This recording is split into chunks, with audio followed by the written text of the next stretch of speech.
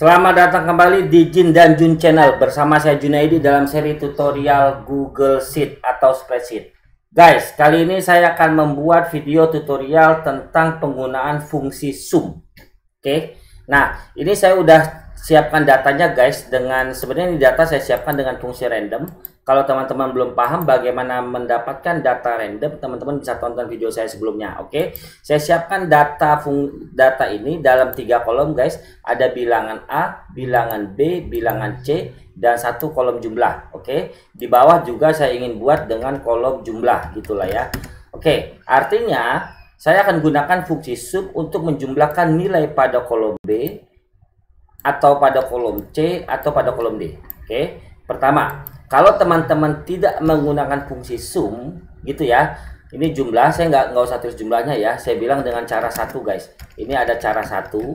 Oke, sebenarnya kan kalau teman-teman ingin menjumlahkan nilai pada kolom B ini dengan cara satu secara manual, teman-teman begini sebenarnya kan, sama dengan ini.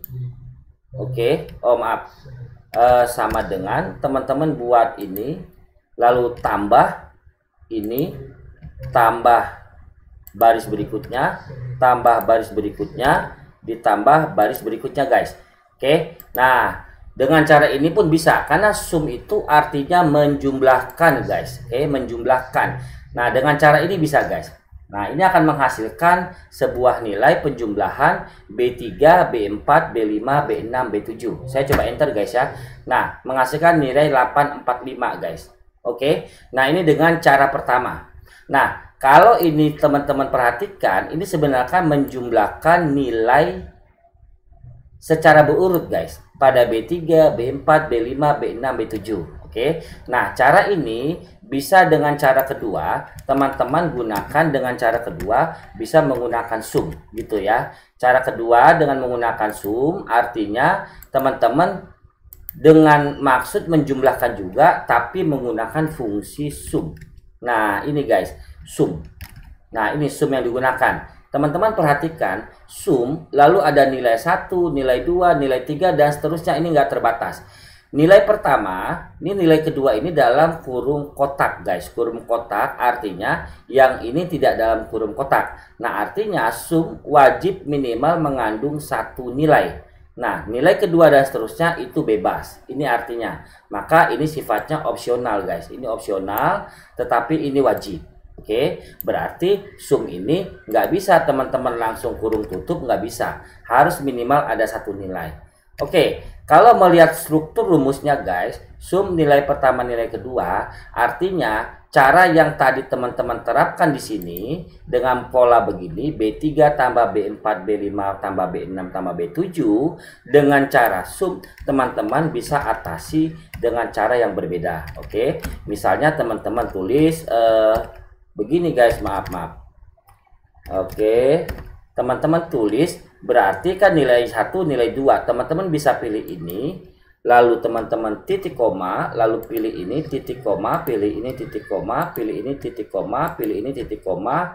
Nah, hasilnya begini guys. Oke, hasilnya begini. Oke, teman-teman kurung tutup. Nah, ini juga bisa guys. Cuma bedanya kalau cara pertama tadi teman-teman tidak menggunakan fungsi sum, teman-teman B3 ditambah B4 ditambah B5 ditambah B6 ditambah B7.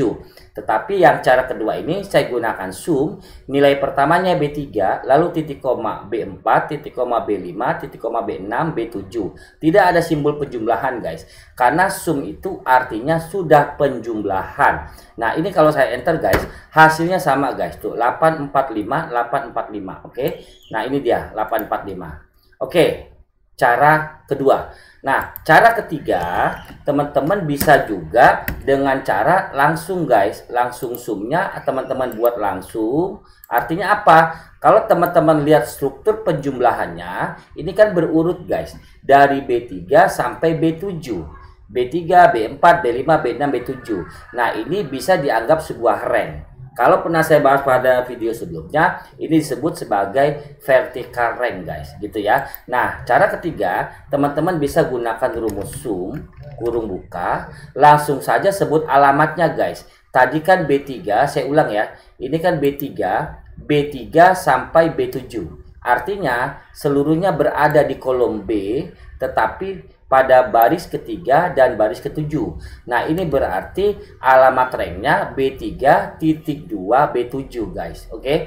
Nah, coba saya terapkan dengan cara ketiga ini. Saya buat sum. Oke. B3.2 B7. Nah, ini juga bisa guys. Ini penjumlahan sum. Nah, ini jauh lebih hemat penggunaannya dibanding cara 1 dan cara 2. Oke guys, saya coba enter B3 sampai B7, hasilnya sama guys, 845, 845, 845. Oke, paham ya? Penggunaan sum, jadi sum itu artinya penjumlahan. Kalau ini dengan cara manual, ini dengan cara sum tetapi setiap datanya pun disebutkan manual. Kalau ini menggunakan rank. Betul guys? Oke.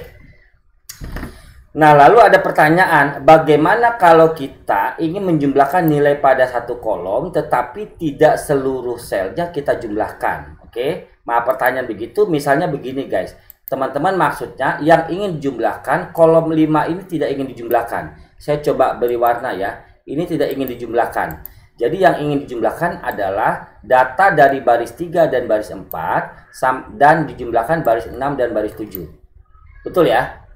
Oke, nah untuk kasus ini saya terapkan di kolom B guys. Seandainya jadi yang ingin dijumlahkan adalah baris 3, ini kan baris guys, baris 3, baris 4, serta baris 6 dan baris 7. Nah ini yang ingin kita jumlahkan. Oke guys, nah apakah bisa dengan cara sum yang ketiga ini? Nggak bisa teman-teman, tapi bisa menggunakan sum dengan sum. Oke, cara pertama teman-teman secara manual bisa menggunakan baris 3 ditambah baris 4 ditambah baris 5-nya nggak perlu teman-teman sebut, tapi baris 6, kemudian ditambah baris 7, lalu enter.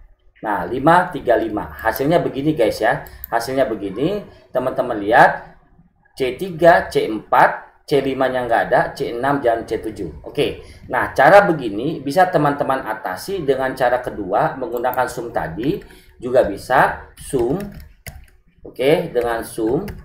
Nah, sum dengan sum. Sum dengan sum ini artinya teman-teman bisa sebutkan lagi angkanya yang dipakai ini, lalu titik koma, lalu yang baris keempat, titik koma, baris kelimanya nggak usah, yang area kuning, teman-teman masuk baris ke-6, kemudian baris ke-7, lalu teman-teman kurung tutup. Nah ini juga bisa guys, ini sama dengan fungsi cara pertama, oke, dimana baris kelimanya tidak teman-teman sertakan. Oke, sama ya, 535 guys. Nah, lalu bagaimana dengan cara ketiga, penggunaan sum gitu. Nah, teman-teman bisa sum dijumlahkan dengan sum gitu ya. Teman-teman bisa dengan cara sama ini, sama dengan sum. Oke, sama dengan sum. Sama dengan sum kurung buka. Teman-teman ya sebut ranknya baris pertama dari sini sampai sini. Oke, ini dia. Sum C3 sampai C4. Oke, lalu teman-teman buat titik koma. Oke, sum lagi dari baris C6 sampai C7 gitu. C6 sampai ke-7. Nah, ini artinya sum ranknya pun bisa teman-teman masukkan dengan koma. Sum C3 sampai C4, titik koma C6 sampai C7.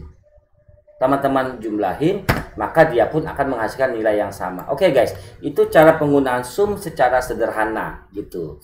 Oh, cara ini ingin saya modifikasi. Ini kan caranya begini. Sum C3 sampai C4, titik koma C6 sampai C7. Bisa nggak sum dalam sum? Ini saya rubah modifikasi dengan cara kedua. Saya bilang sum kurung buka ya. Pertama saya sum dulu. Oke. Sum yang pertama. Oke. Sum yang pertama saya buka begini. Sum yang pertama saya bilang di sini. Oke, kurung tutup. Sudah. Lalu titik koma saya buat sum yang kedua. Sum yang kedua dari sini sampai sini. Oke guys, saya kurung tutup. Oke, rumusnya seperti ini juga bisa guys. Rumus seperti ini juga bisa. Oke, rumus seperti ini teman-teman lihat. Sum C3 sampai C4, titik koma, sum C6 sampai C7.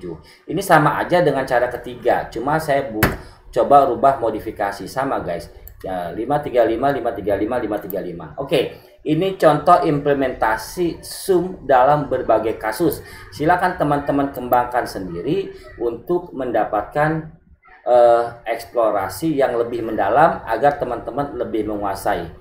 Semoga ilmu ini bermanfaat. Terima kasih. Jin dan Jun Channel mohon pamit. Tonton video saya berikutnya.